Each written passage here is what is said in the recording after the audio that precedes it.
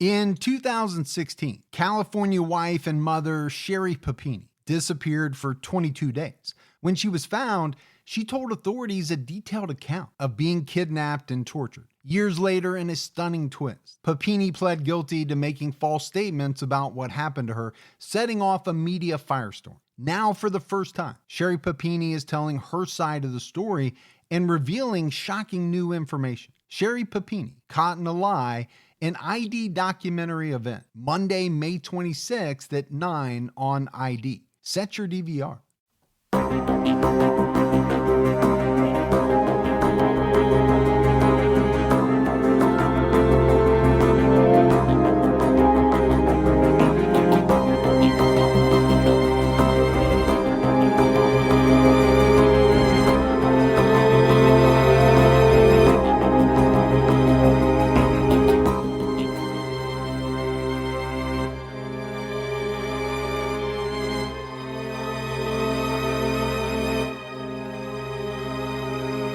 Hello, everyone, and welcome to episode 174 of the True Crime All the Time podcast. I'm Mike Ferguson, and with me, as always, is my partner in true crime, Mike Gibson.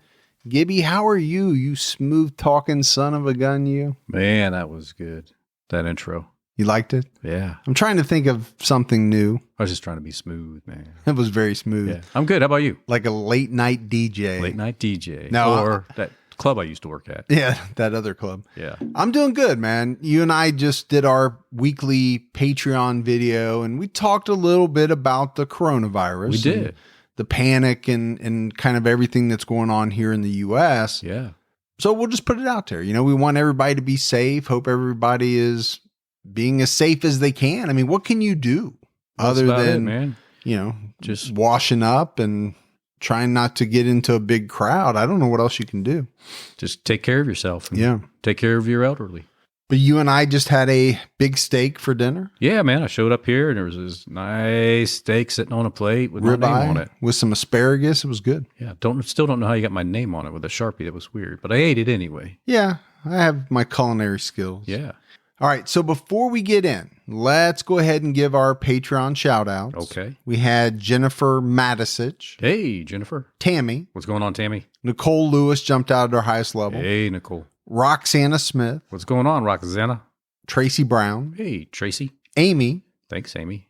We had Ashley Hill. Hey, Ashley. And Jordan Bates. It's a combo. They're boyfriend and girlfriend. Well, thanks, Jordan, too. They jumped out at their highest level. Raheem Henry. Hey, Raheem. Kimberly Crowder. What's going on, Crowder? Trisha Mulvaney. Hey, Mulvaney. Angela Williams. What's up, Angela? Merrick Liss. Hey, Merrick. Lakeisha Bradley. Hey, thanks, Lakeisha. Kelly Mack jumped out at their highest level. Kelly Mack. Rachel Vaughn. Hey, Rachel. Phineas Foley. What's going on, Phineas? Funny Flynn. Hey, Funny. Islet Yona. Islet. That's an interesting name. It is. It is. And it's not spelled like the eyelet of a shoe or anything like that. It's got a really cool spelling. We had Rhiannon. Hey, Rhiannon. Talitha Taryn. What's going on, Talitha? Tammy, Kate, Stacy. Well, hey, Tammy and Kate and Stacy. All three of you. Yeah. And then last but not least, Ann. What's going on, Ann? So we appreciate all that new Patreon support. And then if we go back into the vault, Gibbs, this week we selected Kathy Lutz. Hey, Kathy. So very much appreciated the long-term support that we get from our Patreon folks. Amazing. We had some great PayPal support as well. Kathleen Martin. Hey, Kathleen. Angie Stevenson. What's going on, Angie? Jennifer Warmuth. Hey, thanks, Jennifer. And Jake Arlo. Hey, look at Jake, man. What's up? Much appreciated. We had a Patreon winner for February, Gibbs, and that was Sharon Betts. Really? Mm-hmm. Oh, awesome. So congratulations to Sharon. For those of you that don't know, if you're not on Patreon, basically every month we pick a Patreon winner, and that person gets to pick whatever they want from the TCAT merch store. Yeah. It's kind of a good deal. Yeah, it's kind of cool. Just something to give back. All right, buddy. We have some good episodes out this week. Now, on True Crime All the Time Unsolved, there's an episode out right now on the Richardson family. Yeah. That I think people are really going to be intrigued by. You know, there's some mystery here to this one. You have a large number of kids from one family. Right. Who die somewhat mysteriously. Within 24 hours, they're all dead. Of course, they're going to look at the parents. Always.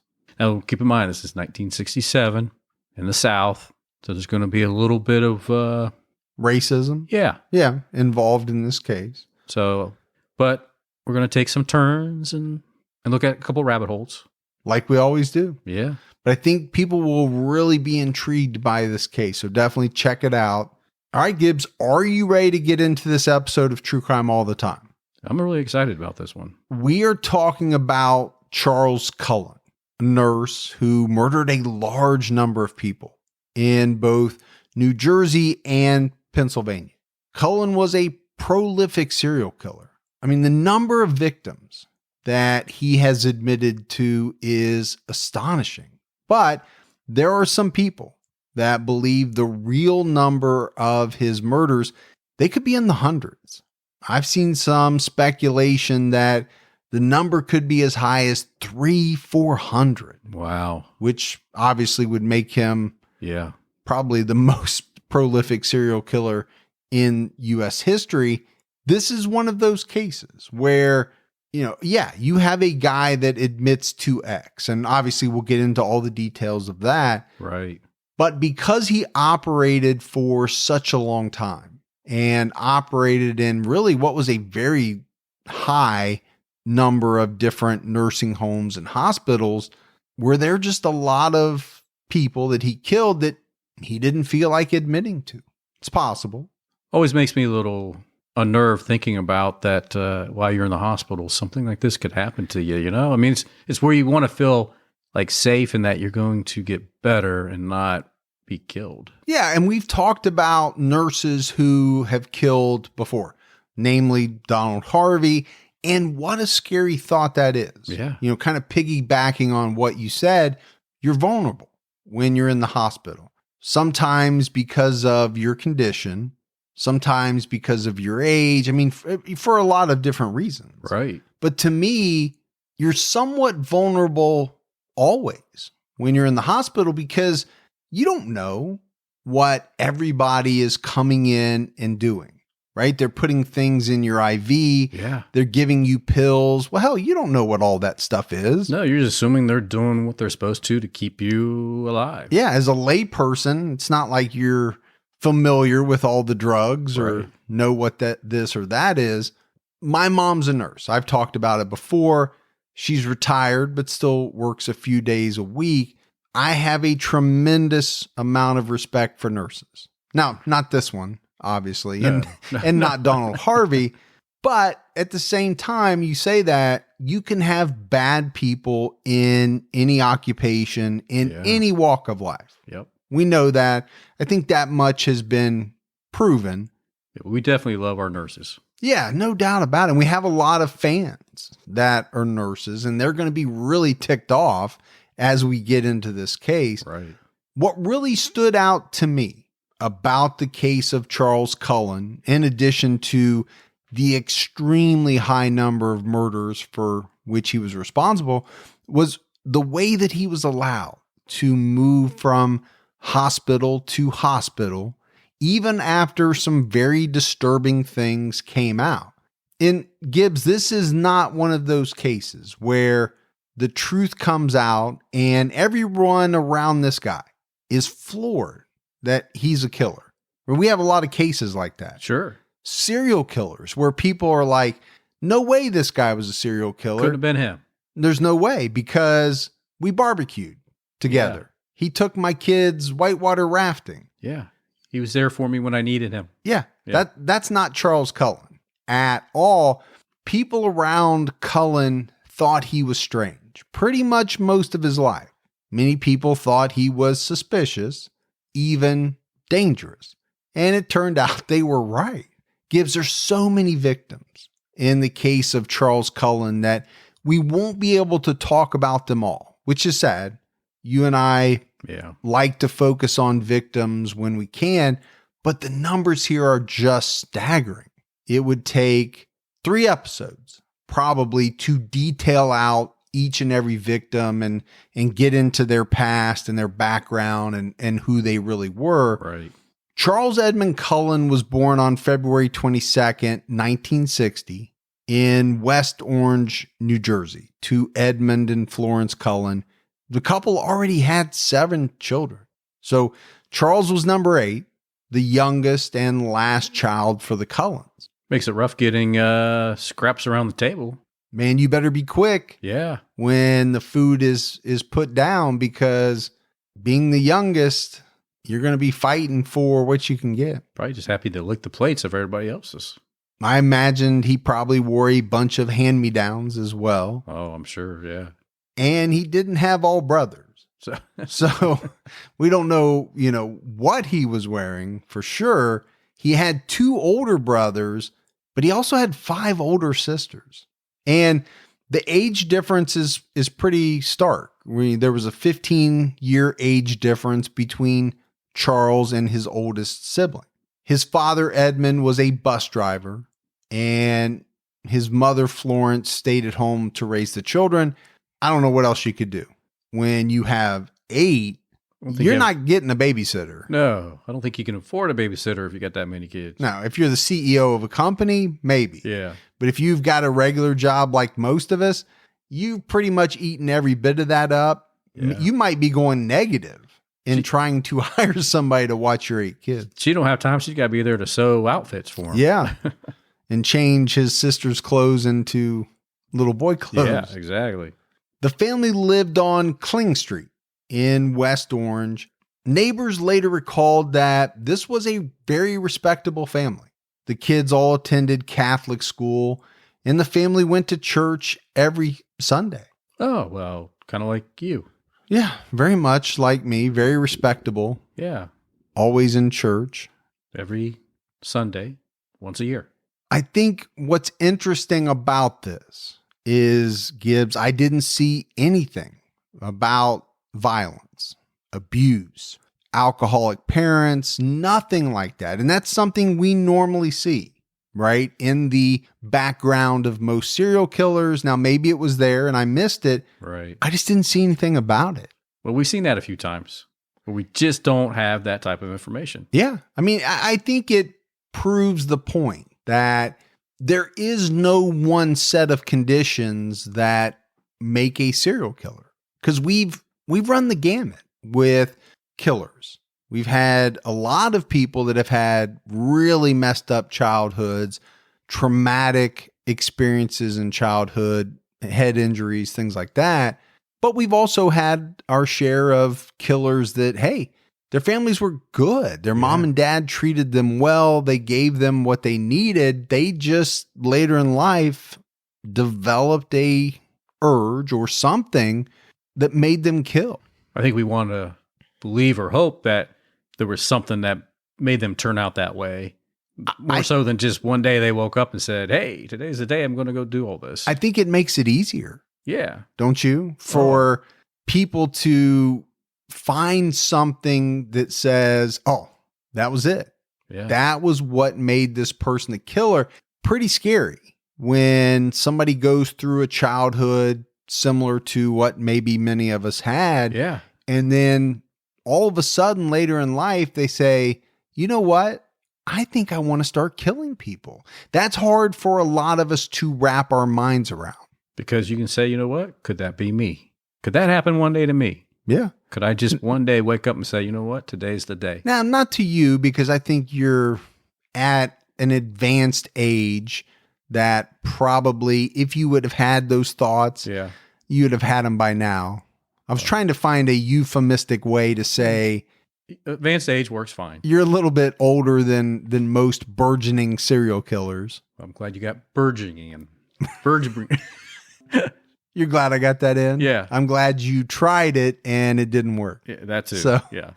But I could say the same for myself, right? I'm just a little bit younger than you. I just can't imagine myself at this age all of a sudden saying, you know what? I've got the hankering to do something really bad. First of all, I'm tired, man. You know, well, life wears you down over time and the bones start to ache a little bit more as you get older. And you might be a little bit older than me because you're saying hankering. Yeah. Mentally, I might be older than you. Yeah. Probably. That's probably a given. You and your hankering. But I'm just tired. I think I'm too lazy at this point to go out and do what it takes. I can't be a Dexter, right? Think back to Dexter. Do you realize what that guy had to go through to set up the room, to set up everything to get ready to kill someone? That is a boatload of work that I don't need in my life. His Apple Watch was like, you got more than enough steps. You burned all these calories. 37,000 calories. Yeah. But Charles Cullen later said that his childhood was far from ideal. His father died of an illness when he was only 7 months old. So, he really didn't know his dad at all. His mom was left to try to raise 8 kids on her own, which would have been a very difficult situation. Sure. She was a homemaker. She didn't have a job at the time that her husband died. So big change in her life and a lot of responsibility. Cullen said that he was constantly teased and bullied as a child. So, I think this is where we start to get in to some of the things that we have seen with other serial killers. Now, it didn't happen in the home. This was an outside of the home type of influence. Right. There are reports, Gibbs, that he first tried to end his life at the age of 9. Wow. That's very young. And it means that in your mind, things are not going well for you at all. Now, this is a guy that is going to have a long history of trying to take his own life. The teasing and the bullying was something that continued for Cullen into high school. In 1977, Charles was 17 years old when his mother died in a car accident. He dropped out of high school and joined the Navy. This death of his mother was said to be devastating for him, as it is for most of us, to lose any parent. In the Navy, he was ultimately placed on a submarine called the Woodrow Wilson. Be cool to be on a submarine. Would it? For me, it would not be. Well, it depends on the length of the time, right? First of all, I am pretty claustrophobic. And, I get it. Submarines are however big and you have room to walk around. I don't like anything that I can't walk off of whenever I want. This is why I don't ride Ferris wheels. I don't really care to ride roller coasters or anything like that because I'm not in control. I can't just stop, open the door, and get out. Right. And obviously with a submarine, that's not something you can do. Plus it's in the water and you hate the water, the ocean. I don't hate the water. The ocean, I do. Yeah. Well, that's where submarines will be found. That is where they're found. Things did not go smoothly at all for Charles Cullen in the Navy. I think Gibbs, his shipmates noticed very quickly that this guy just didn't fit in. There's a normal amount of hazing. Sure. That I think comes in that sort of scenario when you're the newbie. Oh, yeah. They're going to tease you and harass you and partly to see how you handle it. Yeah. And I was never in the armed forces, but in some of the research, it said that's pretty normal. And people that have been in the armed forces will reach out and tell us. But what I got was that, okay, fairly normal for the new guy. And once they see that you can take it, you can handle it, they stop. And maybe they move on to the next new guy that comes in or whatever. Yeah. The problem is he couldn't handle it. So it never stopped. You're just inviting it more and more when you do it that way. So, they hazed, they teased, they mocked him pretty much the whole time. The New York Times reported, Gibbs, that Cullen was once found at the control panel for the sub's nuclear missiles. He was wearing a green surgical gown, a mask, and some gloves that he had taken from a medical cabinet. And he's just sitting there at the controls for the ballistic missiles. When a superior asked him what he was doing, why was he wearing this outfit, he couldn't give an answer. He didn't know, huh? Scary. No, just something he felt like he needed to do. Now, it was stressed in the article that in no way would he have had the ability to launch any of these missiles, but still. It's a good story, right? Sitting there. It's a good story, and it's also, I guess, giving you some type of window, some insight into what's going on in this guy's head, because there's something going on. Something ain't right. Nobody else in the sub is dressing up in outfits and sitting at the control panel for the missiles. And there were reports that, this guy tried to end his life multiple times while he was in the Navy, and it ultimately led to a discharge in 1984. Well, I'm sure they said, we got to get this guy off our submarine, get him off our boats, and out of the Navy altogether, because he's got some issues. So he got discharged and he returned to New Jersey, and he enrolled at the Mountainside Hospital School of Nursing in Montclair, New Jersey. Now, 1987 was a big year for Charles Cullen. He graduated from nursing school. He got married to a woman named Adrienne Taub, and he landed his first nursing job at St. Barnabas Medical Center in Livingston, New Jersey. He really was busy. Yeah, it was a busy year. Yeah, should be happy. He should be. I have the feeling that he was not. I just don't believe Charles Cullen was a happy guy. I didn't read a single report, Gibbs, from anyone that really ever knew this guy that said, oh, he was the life of the party. Yeah. He joked around. Such a joy to be around. No, there was none of that. Most of it was, this was a guy that kept to himself. He was a loner. He didn't give you much. He kind of stayed away from everybody else. Now, that in and of itself doesn't mean anything, right? You know me.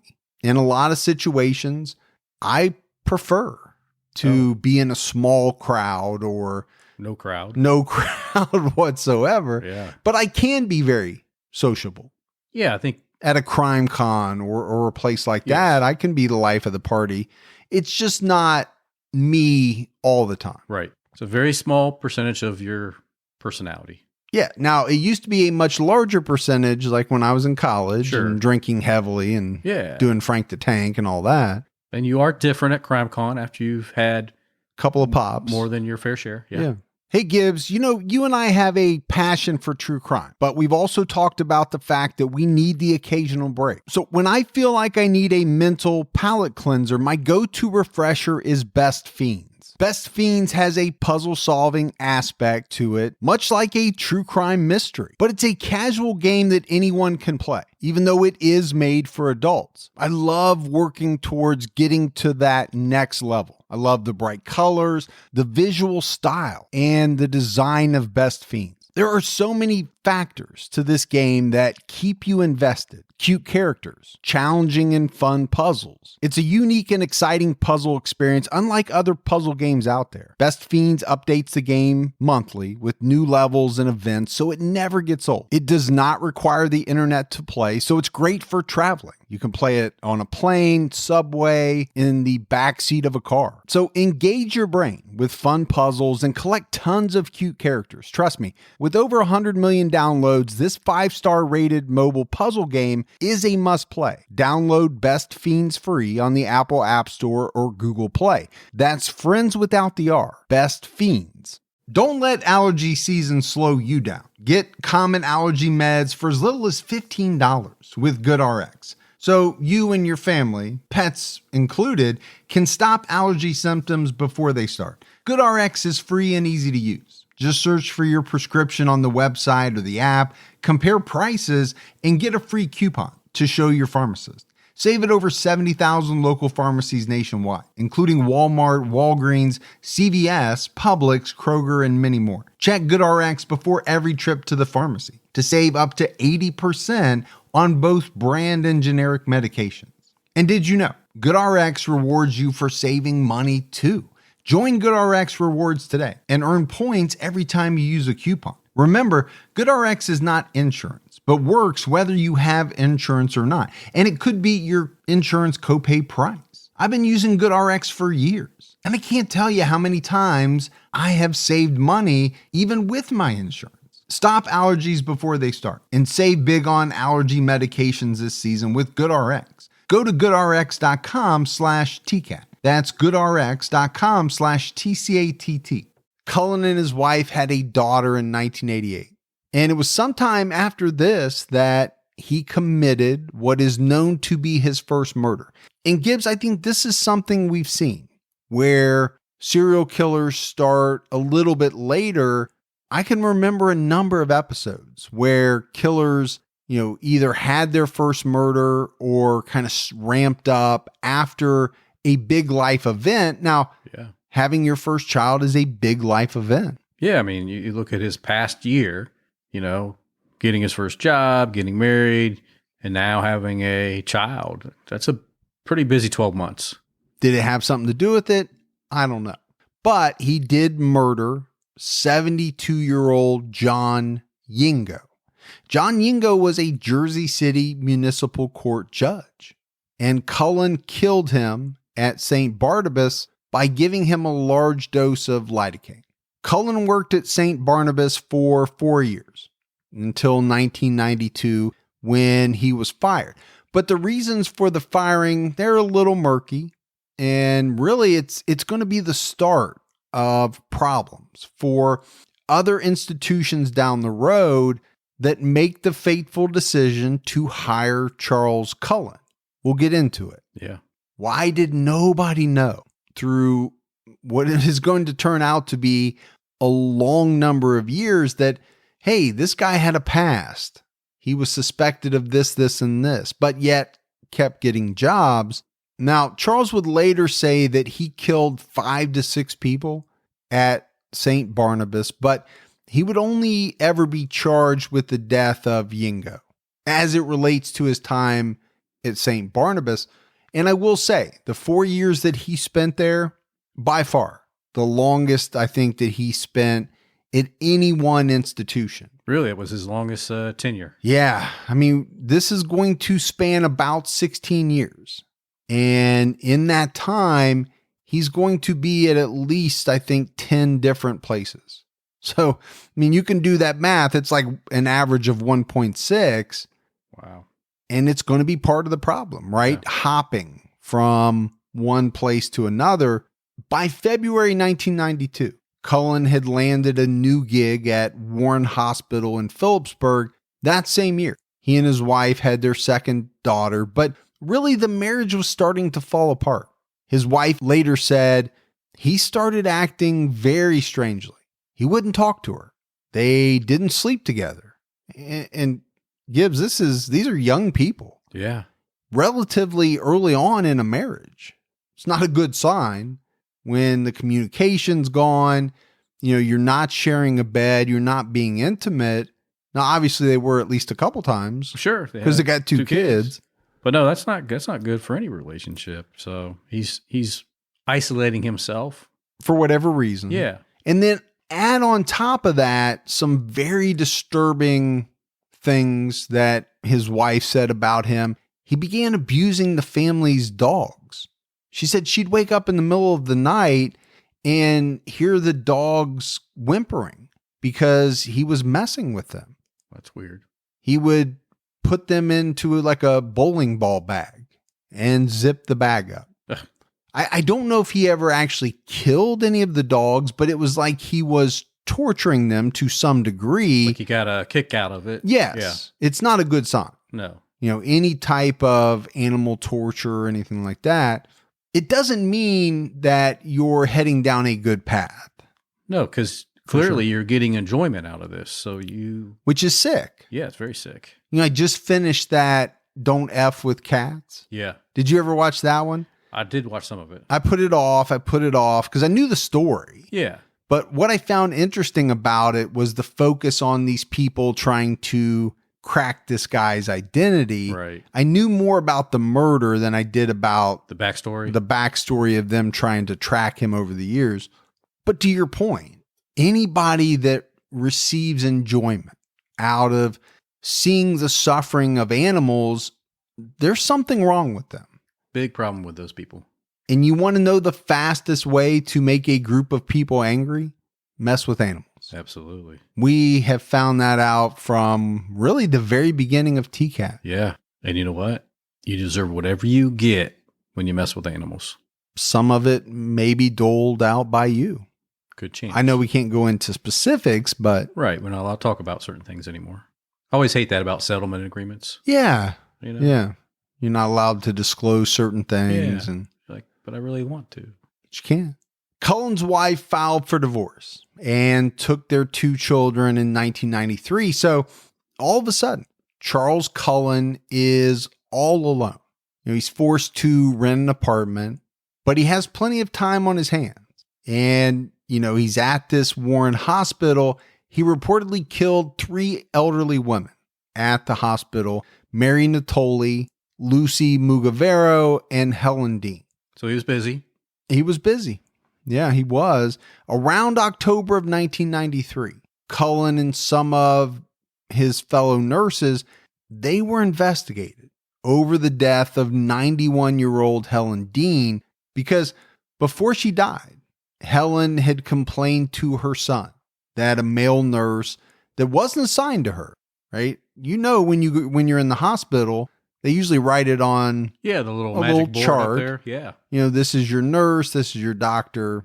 So she knew this guy was not assigned to her, but he had come into her room and given her an injection. She later died of heart failure. They did an autopsy, but the autopsy did not look for the drug that killed her because Charles Cullen had injected her with a drug called digoxin. Now, he used many drugs over the years, but by far, this drug, digoxin, was his favorite. That was his go-to. It was his go-to, but, he did branch out. He used a number of other things. So, as part of this investigation, a number of the nurses were given polygraphs. And I've seen varying accounts on the results of Cullen's tests. I've seen where he passed. I've also seen where the results were inconclusive. Now, I think later on, the hospital is going to say, oh, yeah, for sure he passed because they're looking to limit their liability. Absolutely. But he ended up quitting this job in December. So a couple of months after this investigation, he wasn't caught. But what I found amazing, Gibbs, is that he continued to work while this investigation was going on. And this is something that we'll see again. Right? This guy is suspected of possibly doing something very heinous, but yet let's let him keep working. Keep working while we investigate this. Nice. We'll pull him out if we find out that he actually did something. Right. But otherwise, just keep on doing what you're doing. And, it's those suspicions, they're not going to follow him to his next jobs because of some of the reasons we've already mentioned. And we'll talk about them in more detail. It also would come out later that while Cullen was at this Warren hospital, he tried to kill himself on multiple occasions. I don't know how many times in total this man tried to take his life, but it was at least 4 or 5 times. And some of these different hospitals knew about. He was admitted to hospitals when some of these things happened. Again, it's just another one of those things that kind of adds to what did they know? How worried were they? And what did they do about it? What did they do about it? And why didn't they pass it on after this guy quit to the next hospital that called to check up on him? This guy was also arrested for breaking into a female nurse's home. And I think he pled guilty for it.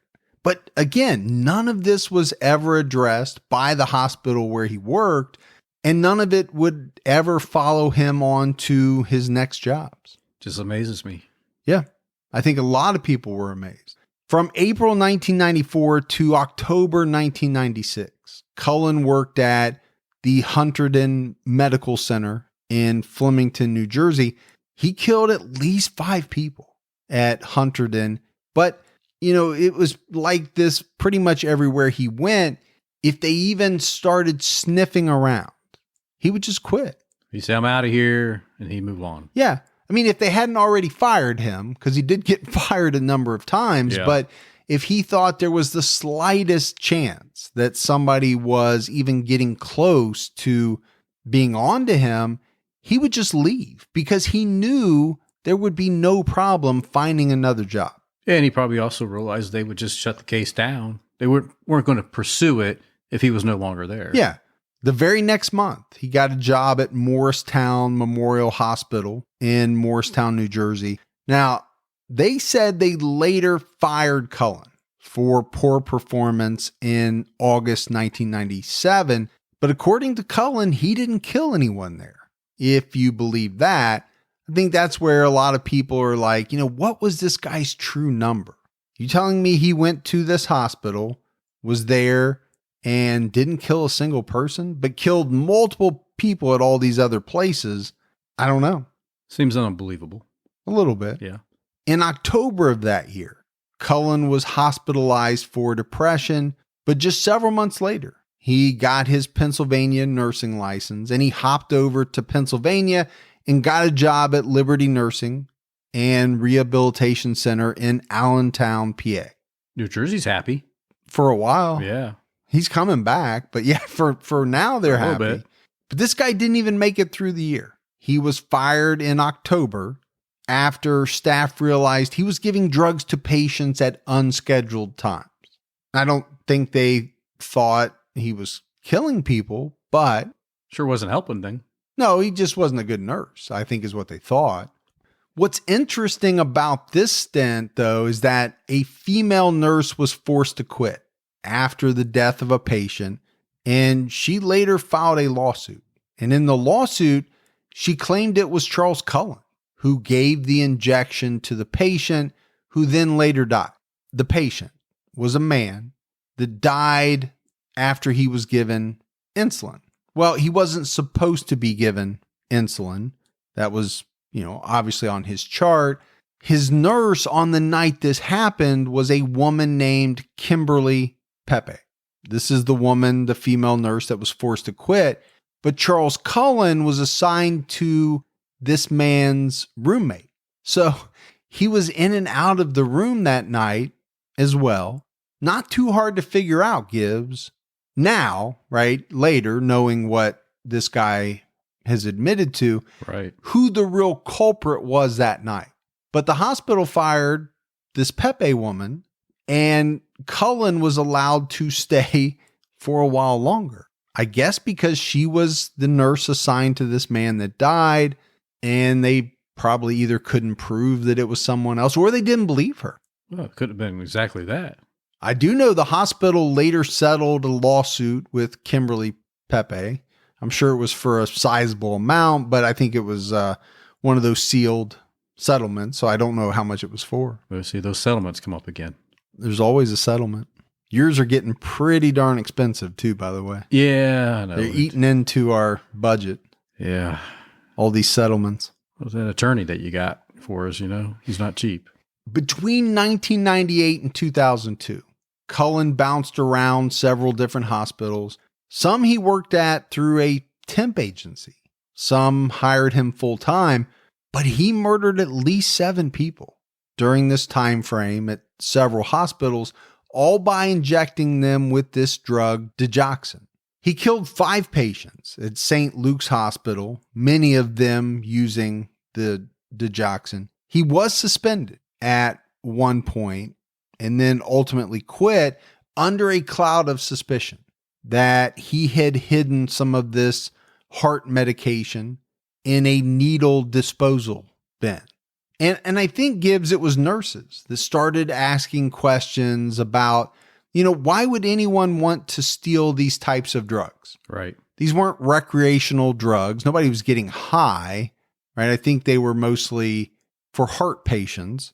It's not like they had some big street value. Right. We're not talking heroin or cocaine or anything like that. No big payday. No. So they couldn't figure out why someone was stealing this heart medication and hiding it. The other thing that nurses started to question, and I think it was pretty obvious to some, was why more people seemed to die on Cullen's watch than anyone else's. Now, people are going to die when, you're in the hospital, especially in some of the more intensive care type units, people are going to die. It happens. But I think it was pretty clear. An inordinate amount of people were dying when he was on duty. You almost wish he had a little counter attached to him that clicked up on who died on his watch. So, like, people could say, hey, it's getting kind of high there. Just traveled with him from hospital to hospital. Well, I like the idea. I think it would be kind of alarming to some of the patients. He'd definitely be like, you know what? I'm good. I'll go ahead and not take the next injection. Just send me home. I'm really okay with whatever happens. I'm going to wait till the next shift comes on. I believe her number was much lower. I like your ideas, though. Well, I want the clicker to do all the work. Oh, okay. So it's an automated clicker. Yeah. You can't fiddle with it. No, I don't want people to make adjustments. I got you. Yeah. No rolling back the number. So I can't do with like what I do with my scale. I can't set it to -5. No, or that car you sold me. Oh, with the odometer. Yeah. That car had very low miles on it. Obviously, it was amazing for 1988 to have hardly any miles on it. Yeah. But yet, as soon as I got it, I had to take it in and get a bunch of stuff done. Well, it wasn't 1988 Yugo. I don't know what you thought you were getting. It didn't go. That's the problem. Once the temps start rising, I realized I was back in the same worn out rotation. Same tank, same shorts, same everything. So I gave my daily uniform an upgrade with Quince. Their pieces are easy, elevated, and somehow make me feel more put together without even trying. Like they're 100% European linen shorts and dresses from $30.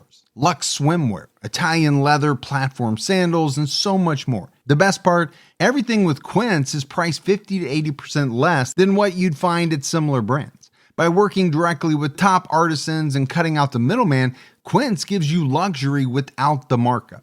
And Quince only works with factories that use safe, ethical, and responsible manufacturing practices and premium fabrics and finishes. I'm getting ready to stock up on shorts for summer from Quince, and I know they're going to be amazing because everything I've ordered has been of the highest quality, and the prices are amazing. Treat your closet to a little summer glow up with Quince. Go to quince.com/TCAT for free shipping on your order and 365-day returns. That's QUINCE.com/TCATT to get free shipping and 365-day returns. Quince.com/TCAT. My wife and I do a lot of shopping online, and we always use Rakuten. Rakuten is the smartest way to save money when you shop because you earn cash back at over 3,500 stores. We're talking fashion, beauty, electronics, home essentials, travel, dining, concert tickets, and more. Your favorite stores like Macy's, Nike, Sephora, Dyson, and Lowe's. And that's just to name a few. Pay Rakuten to send them shoppers. And Rakuten then passes on a part of that payment to its members as cashback. Cashback is deposited directly into your PayPal account, or Rakuten can send you a check. You can even maximize your savings by stacking cash back on top of other deals, like store sales and coupons. You're already shopping at your favorite stores. Why not save while you're doing it? It really is a no-brainer. Membership is free, and it's easy to sign up. Get the Rakuten app now and join the 17 million members who are already saving. Cashback rates change daily. See Rakuten.com for details. That's Rakuten. Your cash back really adds up. But here's the problem. All of these nurses are asking the right questions, right? They're suspicious, and they should have been. There was something going on with Charles Cullen. The problem was he was gone. He was in the wind.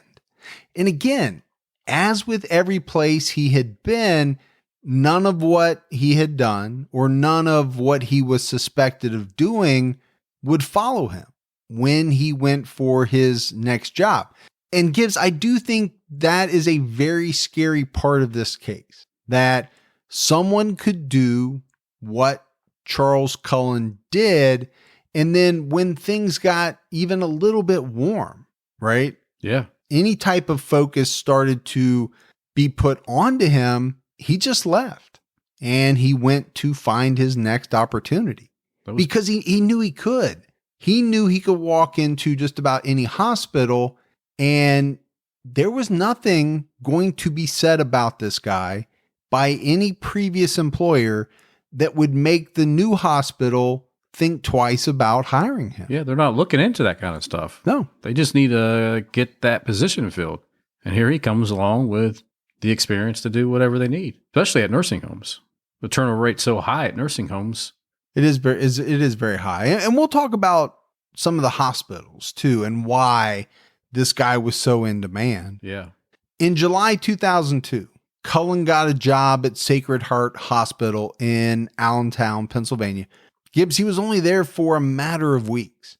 He was still in his orientation period when he was fired for what the hospital termed interpersonal problems. Oh. And I'm using my fingers as air quotes. Yeah, you really are.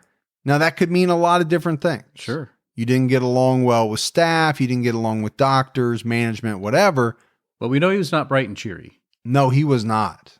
Now, many people have reported that interpersonal problems was really a euphemism for the fact that there were a lot of strange rumors circulating around the hospital in a very short amount of time about this guy's conduct. Well, that's a good time to get rid of somebody while you're still in that early phase. In that orientation period, hey, things just aren't working out. Right. We gave it our best shot. I just don't think that we're a good fit. It's me. It's not you. That's what you gave to me after episode 1. It was. It didn't take, but No, but it was. I was like, oh, man. You just didn't understand that it's me. It's not you. You were like, all right, I'll be back. Yeah. I show back up. You're like, well, I already did episode 2. On September 8th, 2002, this is, 2 months later, Cullen got a job as a nurse at Somerset Medical Center in Somerville, New Jersey. So he's back on the other side. He's worn out his welcome in Pennsylvania, so he decided to try his luck again back in New Jersey. In 2003 alone, Gibbs, he killed 13 patients at Somerset Medical Center using a variety of drugs, quite a few of which were digoxin. Right. The beginning of the end for Charles Cullen started in June when one of his patients almost died from what was called a lethal dose of heart medication, because we really haven't talked about it, right? What is digoxin? How is he killing all of these people? Right. Most of it was some type of heart medication that maybe the person would have in their system, but in a large enough dose, it would be lethal. And that's how he did it. He also was pretty smart in the fact that he used a lot of things that he knew nobody would look for. Right. Weren't traceable. If they happened to do an autopsy. And granted, a lot of autopsies weren't done because many of these people were elderly.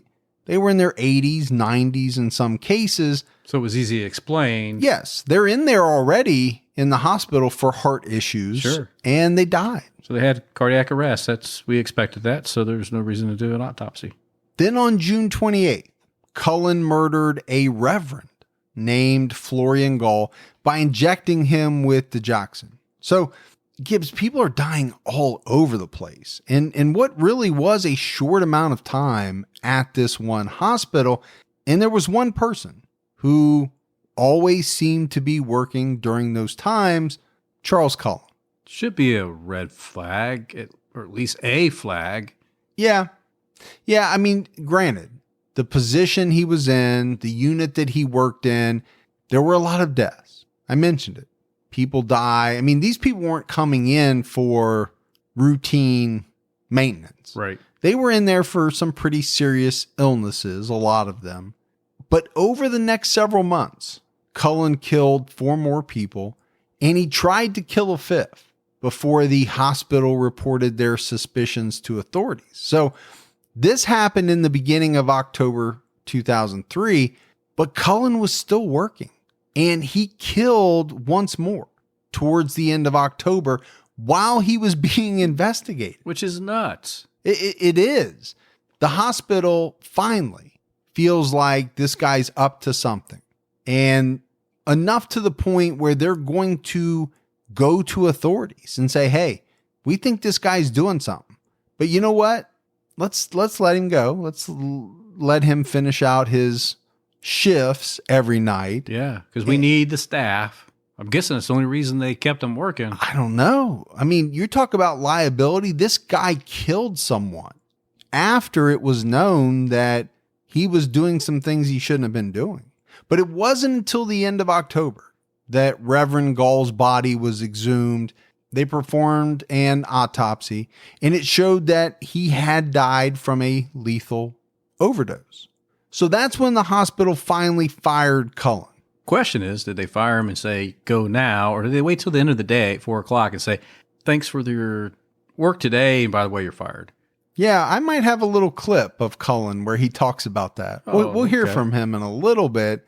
I do think it's sad when you think about the fact that this guy was able to continue killing with so much suspicion surrounding him.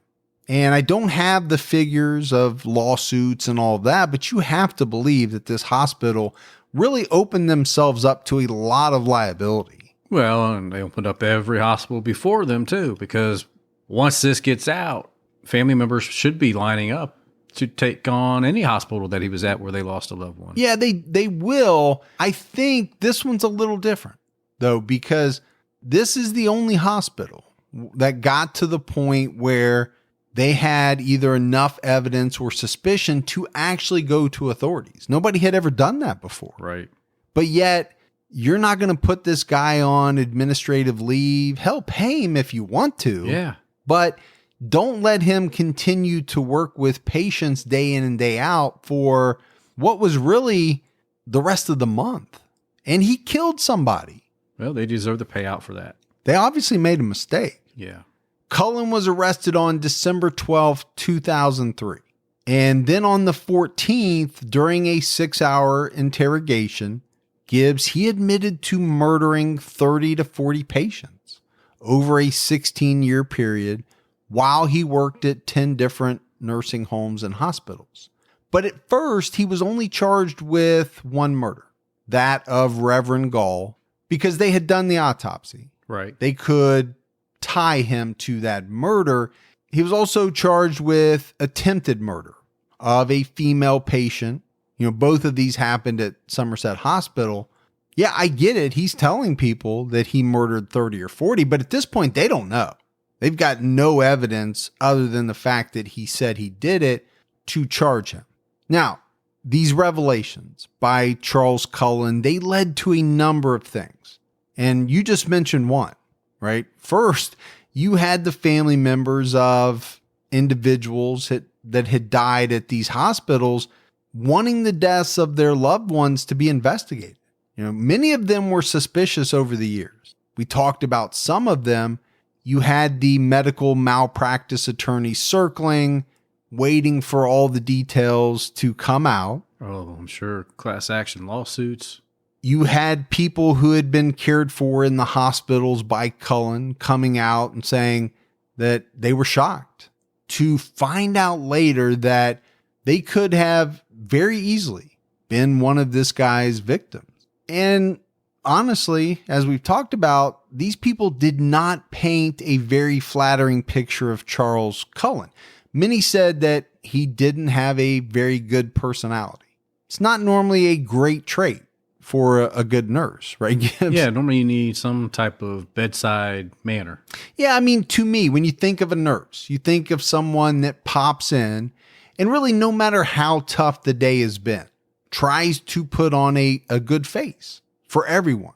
You know, they're there to take care of the patients, but I think a big part of it is to keep people in good spirits. A lot of nurses are great at coming in, saying something witty, joking around, just being nice to people. It's a big part of the job. Sure. Yeah. Sometimes they have a little warped sense of humor. They do. They do. As you know, your mom. Which I get a kick out of, but maybe not everybody does. Yeah. Now, let's face it. Some days are tougher than others. For everyone, in every profession, it's impossible for even the best nurse to be in good spirits all the time. But I think when you're talking about a guy like Charles Cullen, I don't think he was in good spirits anytime. And I don't even think he tried to put on the face, right? To make his patients comfortable, to try to put them at ease. He just didn't seem to be a guy that could act like a happy camper. Yeah. But yet he had no trouble getting a job. And I think that's the other thing that came out, right? We've teased about it a little bit. The question started popping up. How was this man able to bebop his way from hospital to hospital in light of what was some very disturbing suspicions around him at some of these hospitals? So very quickly, you had officials at all of these hospitals coming out to talk about how they had followed the standard hiring procedures. They checked into his background. They called his former employers and they checked out his personal references. They made sure his license was valid. Okay, it all sounds good. The problem was the State Board of Nurses only disclosed disciplinary actions that had been taken against a nurse. This is when a hospital was looking at hiring a nurse and they reached out. There was no protocol in place at that time to disclose complaints that had been made against a nurse, which he had a bunch of those. But no way for them to know that type of information. No, because I'm not really sure what disciplinary action was taken by any of the hospitals against Cullen in either state. Now, he was fired from some places, but I don't know if that was considered disciplinary action or not, and something that had to be reported. Obviously, it wasn't. It just wasn't made known to these hospitals when they called his former employers. And really, we talked about it up front. This guy did not stay at any one hospital very long. Now, you and I both know when you're looking at somebody's resume, a lot of times that's a red flag when somebody's jumping around from job to job. Sure. Stability is something that you would like to see on a resume. It is. Apparently, at this point in time, it really wasn't a red flag in the nursing field. Nurses were in such high demand that it was not uncommon at all for them to move very quickly on to better opportunities because there was a lot out there. Which makes sense. If the opportunity is there, you're going to take it. You're going to move up, move around. You're going to try to make more money. Sure.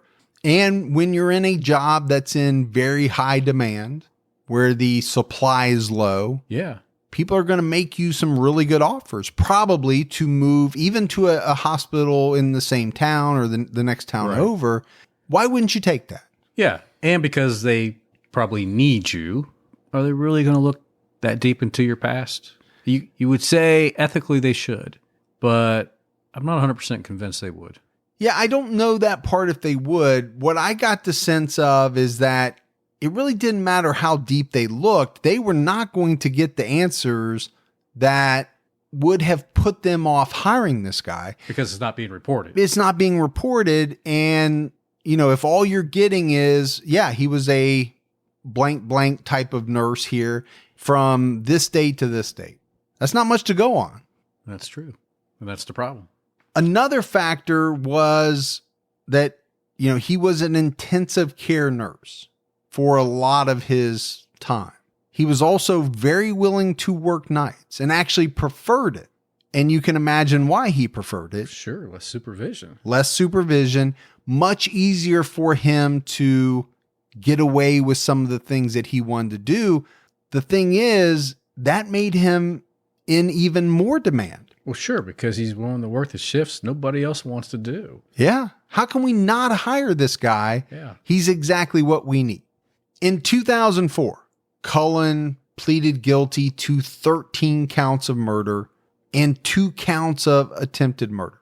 Now, part of his plea deal involved him working with law enforcement to figure out exactly who his victims were. And in exchange for that, prosecutors agreed to take the death penalty off the table. Okay. Fair trade, right? Well, I'm pretty sure he knew at that point that he was sunk. Yeah. He wasn't looking to fight the charges.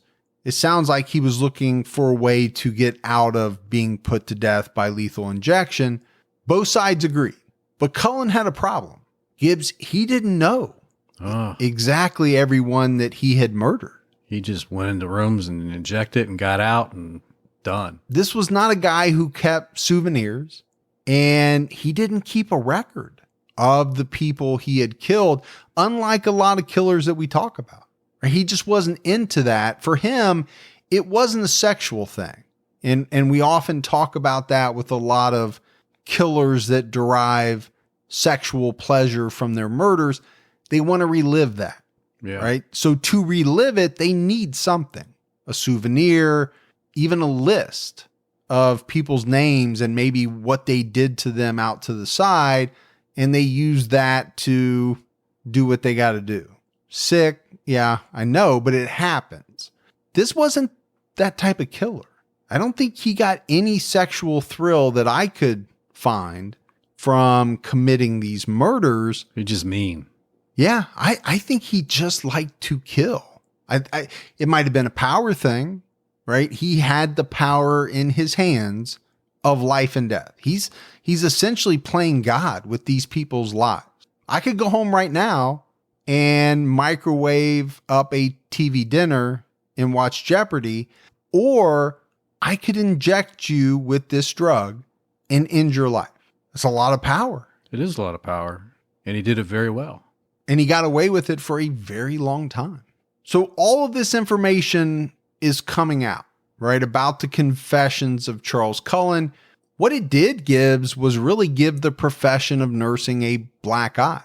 It's going to, every time, one of these nurses turns out to be, a serial killer. Sure. Nurses all over, they were ticked that their profession was being cast in a bad light because of what this man had done.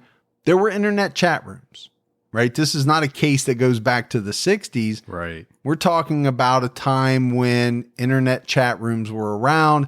They were full of nurses talking about this case. They could not believe what this man had done. Some of the conversations dealt with how nurses dealt with the pain of their patients. Right.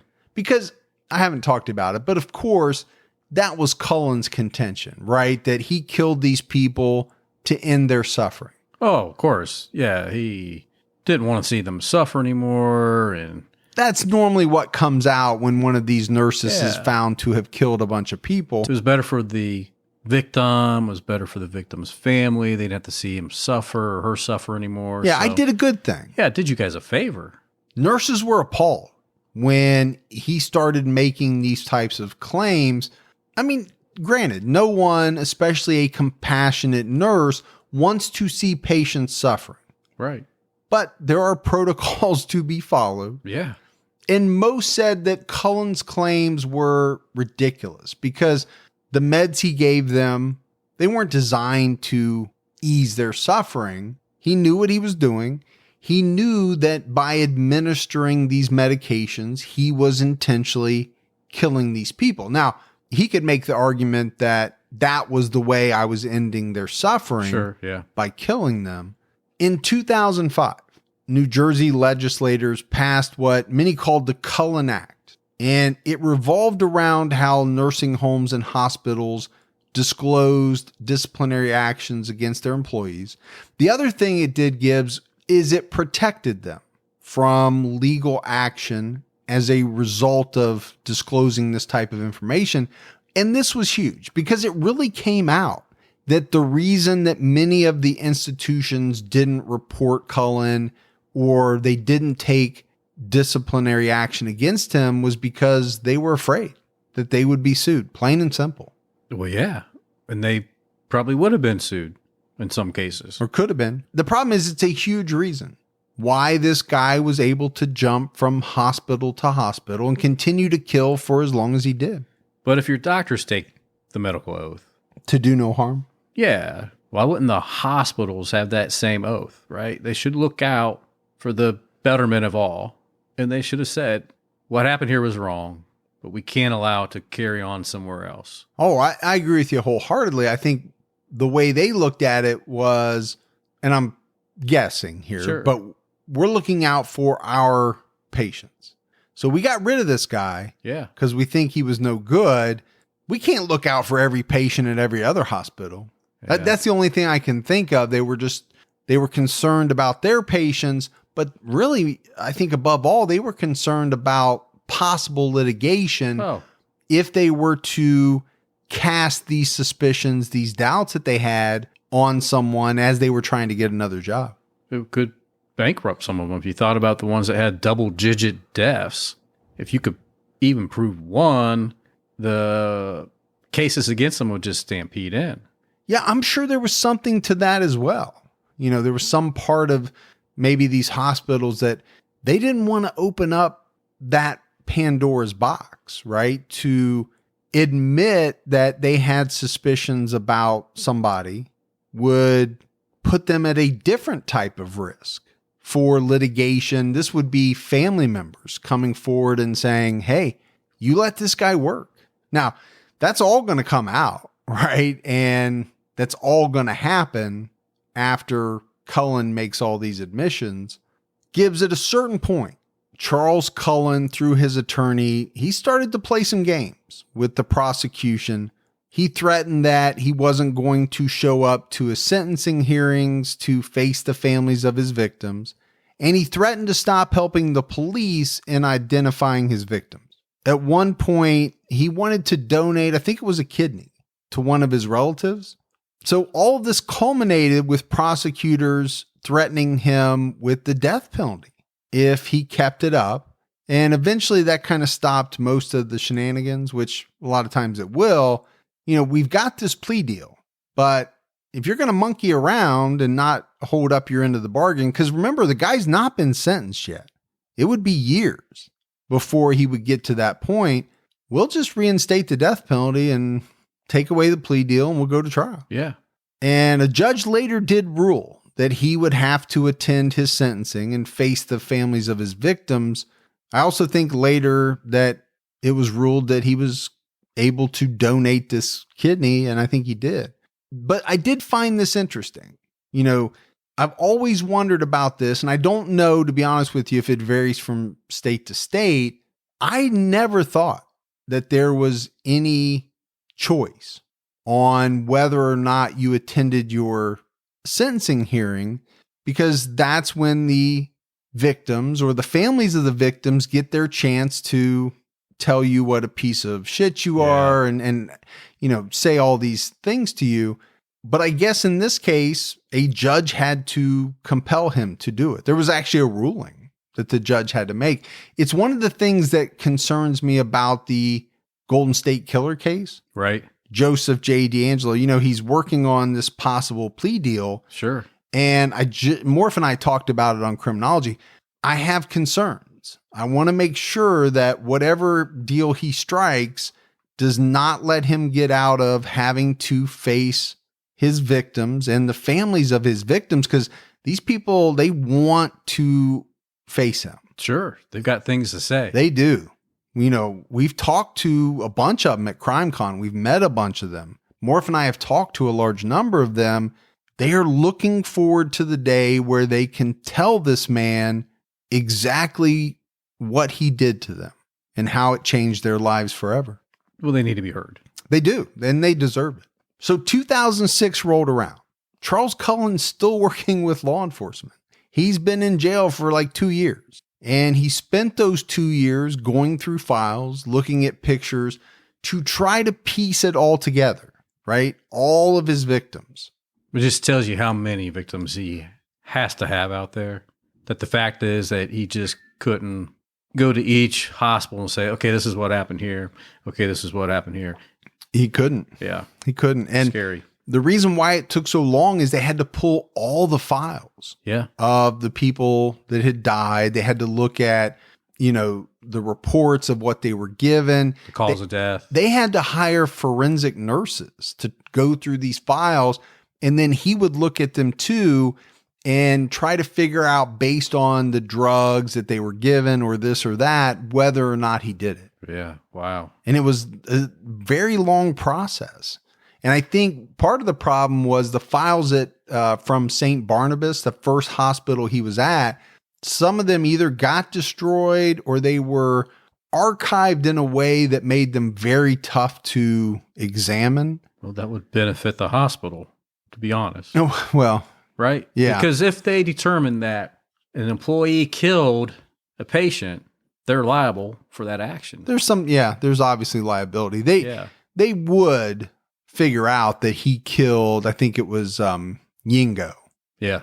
He was the only one that was killed at St. Barnabas, but it wasn't easy. Yeah. I mean, you're talking about 2 years worth of work to get to the point where he could finally be sentenced.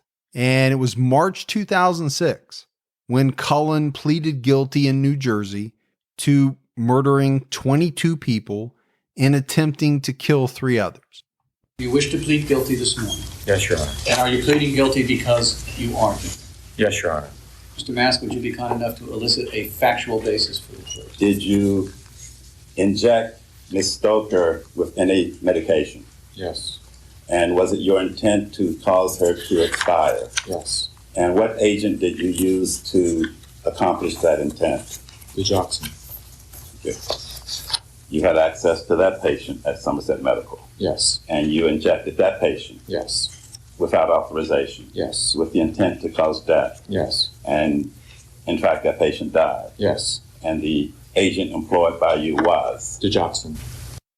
So I cut that down, but it was basically they had to go through each one. Right. And, you kind of get a sense of the attorney is saying, okay, this person, did you do this? Yes. Right.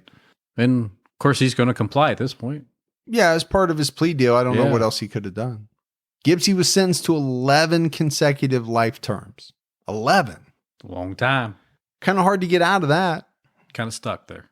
Apparently, he wore a bulletproof vest under his sweater when the family members gave their impact statement. So you had family member after family member, many of them berating him Sure. from whatever, 10, 15, feet away.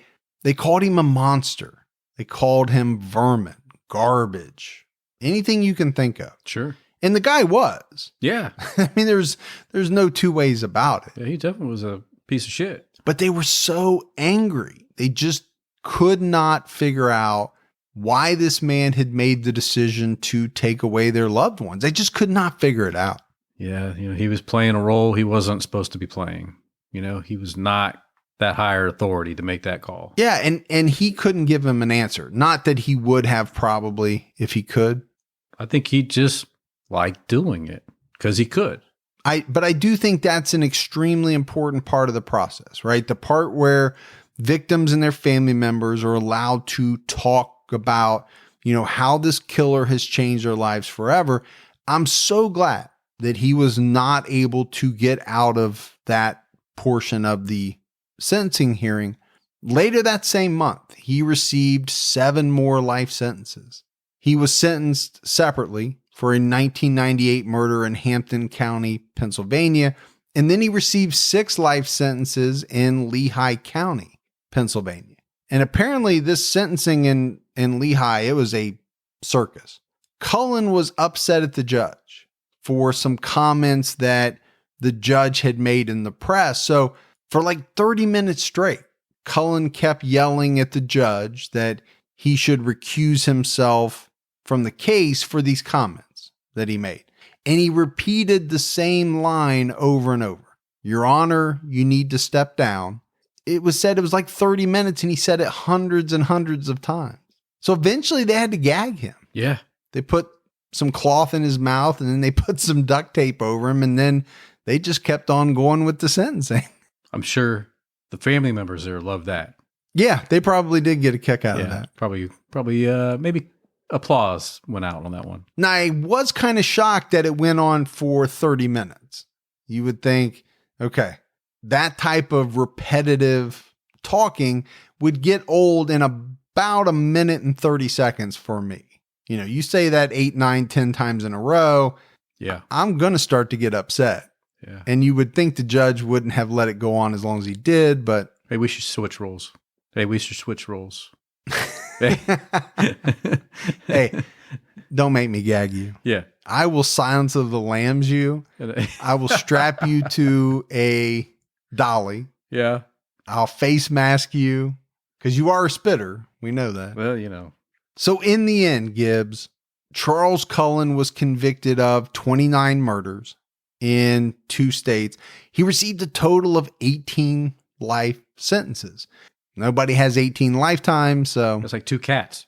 9 lives Yeah. times 2. Yeah. I love the math you're doing in this So episode. I dropped those little math. And I didn't even have to go beep, boop, beep, boop, beep, boop, No. boop. You just I just laid it really out just there. came out with it. Just in case any kids are listening, they just got a little educational. Gibbs, this is a horrible case. This man preyed on the sick, the vulnerable. Now, like I said, he claimed he was an angel of death, as have many nurses that turned out to be killers.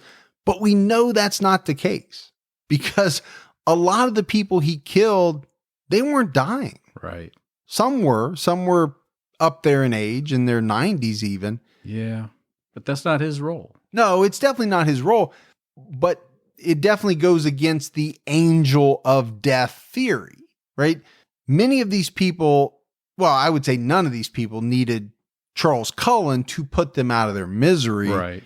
Gibbs, one of his victims was a 21-year-old college student who didn't even have a life-threatening illness. So you're telling me you're the angel of death for killing a 21-year-old college student? Well, I'm not buying it. No, he's in it for the thrill. He was a strange guy. I mean, I think everybody said that, but he wasn't a dumb guy. This is a man that wanted to kill pure and simple. He did some intelligent things over the years to try to cover his tracks. He figured out how to trick the machines that dispensed medications so that he wouldn't be caught. But to me, the biggest reason why he wasn't caught and was able to kill so many people is what we've already talked about, right? His previous employers, they were too scared to pass on any negative information about him. Almost every institution he was at said their policy was to give dates of employment, and that was about it. Yeah. And that was really bad news for the next hospital looking to hire a nurse. Sure. They had no idea. Well, only thing you got confirmation is, yep, he was here. And maybe this is what he did. He was Yeah. an ICU nurse. He was this type of nurse, whatever it was. As we're wrapping up, I want to play a clip from a 60 Minutes interview that they did with Charles Cullen. You were under suspicion at St. Luke's.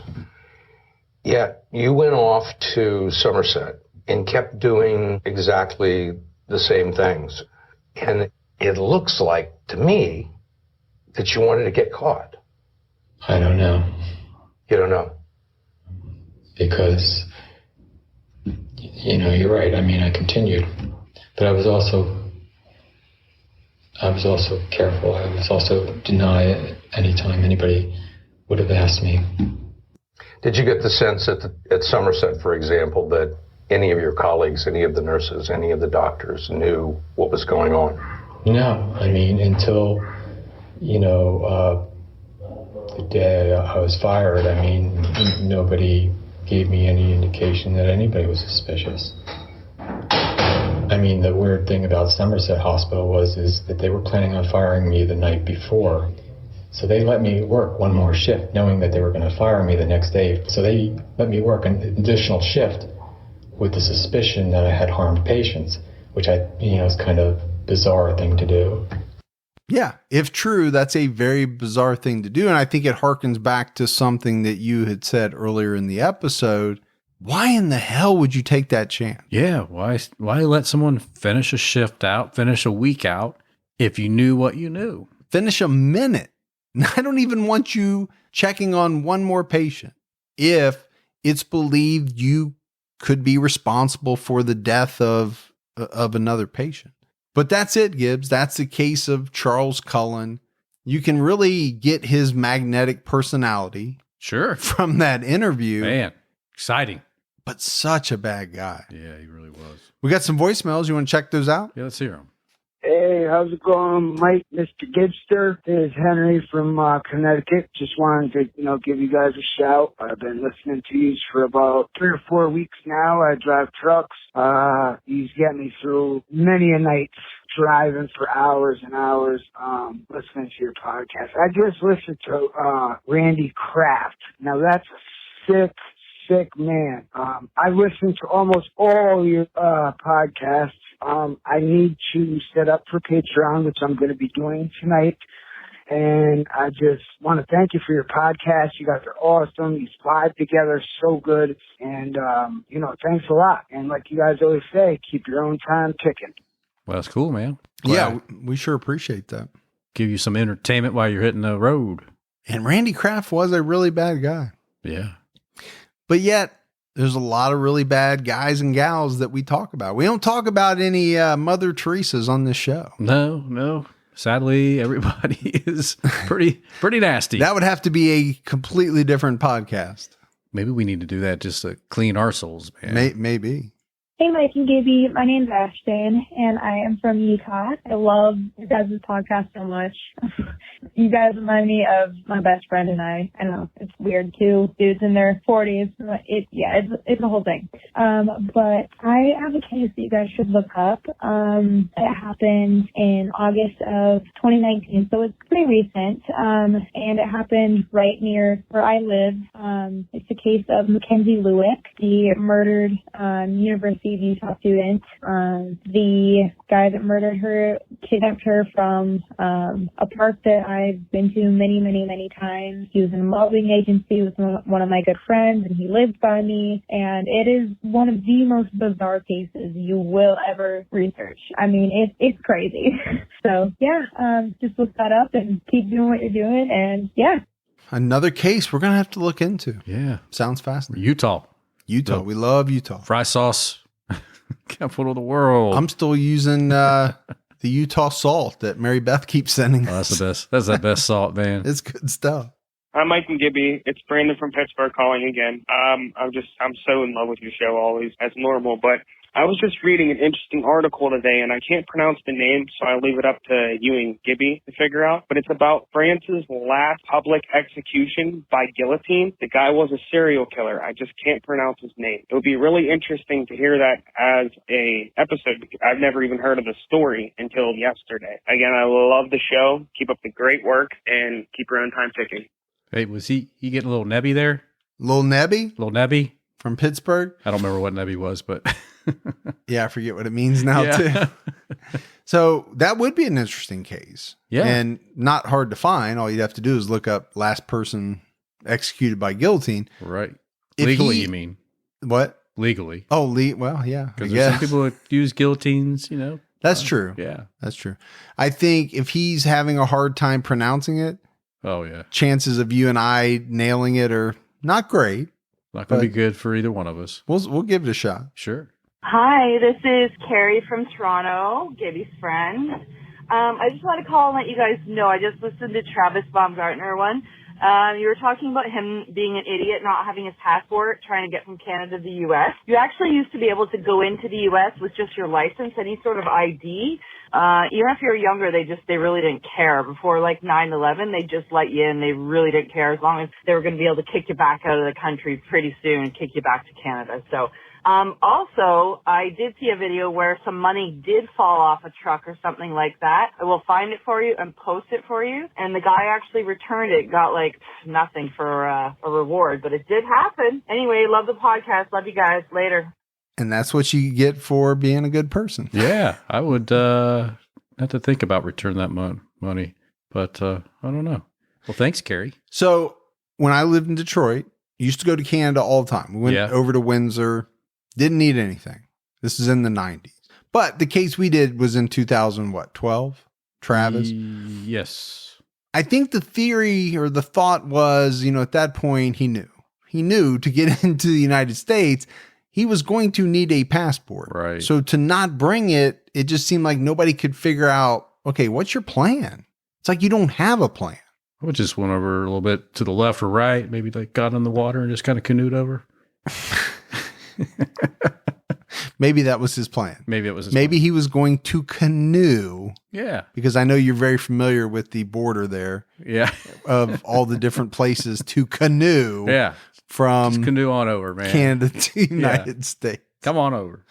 All right, Giz, we had mailbag. Yeah. Roxanne Sieber sent us some confections with convictions. Really? Yeah. That's awesome. Apparently, this company makes chocolate, but they give out jobs to people with convictions to help them, start their life again and get on the right track. Yeah, I got the one that said they didn't do it. Did you?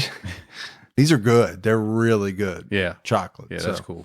She also sent some fridge magnets as well. You love those. And then Ayla Nichols sent us some bags of beef jerky, which we love. Oh, yeah. And some Harley chips. So we very much appreciate it. All right, buddy, that's it for another episode of True Crime All the Time. So for Mike and Gibby, stay safe, everyone, and keep your own time ticking.